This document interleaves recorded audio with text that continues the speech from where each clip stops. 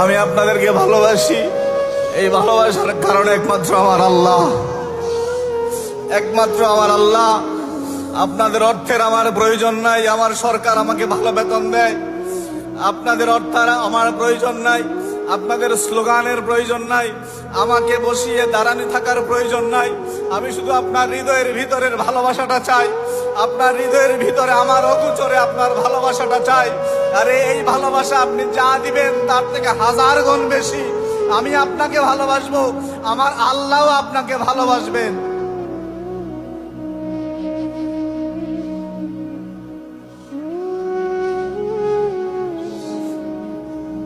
এবং আমি আমার আল্লাহকে সাক্ষী রেখে বলছি, এই আসমানকে সাক্ষী রেখে বলছি, এই জমিনকে সাক্ষী রেখে বলছি, এই মাঠে এরকম অনেক প্রেমিক আছে, এমন অনেক প্রেমিক আছে। কিছু প্রেমিক গত কয়েকদিন আগে দেশ পালিয়ে বিদেশ চলে গেছে, জীবিকার তাগিদে দেশ ছেড়ে বিদেশ চলে গেছে, কিন্তু তাদের হৃদয়ের চোখের কান্না থামে নাই, তাদের কান্না থামে নাই। আমার ভাইরা, এই মহব্বত গুলি টিকে থাকুক।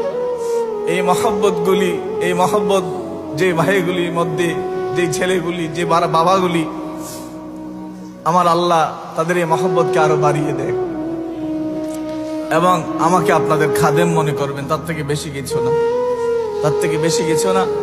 আপনাদের খাদেম মানে সেবক, খাদেম মানে সেবক। আপনি যদি আমাকে বলেন আমাকে পানি টেনে দেন, আমি দিব আপনাকে। আপনি যদি বলেন আমাকে আমার চেয়ার টেনে দেন, আমি আপনাকে দিব। তারপর আপনি চেয়ারে বসে। আপনি যদি বলেন আমার ওই কাপড় টেনে দেন, আমি এনে দিব। তারপরে আমি আপনার মহব্বত চাই, কারণ আমি আপনাকে ভালোবাসি। আর এর কারণটা হচ্ছে আমার আল্লাহর প্রতি ভালোবাসা। বাবা, একটা জিনিস আমাকে খুব কাঁদায় এবং পোড়ায়, সেটা হচ্ছে আপনি আমার কাছে আসছেন কারণ আল্লাহর জন্য আপনি আসছেন, অন্য কোনো উদ্দেশ্যে না।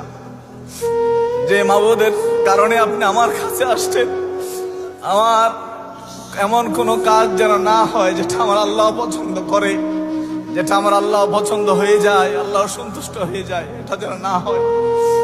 এই জন্য বাবারা, ভাইরা, এই মদিনার জামাতে আমার আব্বা হুজুর কেবলার এই বাগানে এরকম অসংখ্য প্রেমিক আছেন, কি যুবক, কি বৃদ্ধ, আবার বৃদ্ধ বনিতা, এরকম অসংখ্য যুবক আছেন।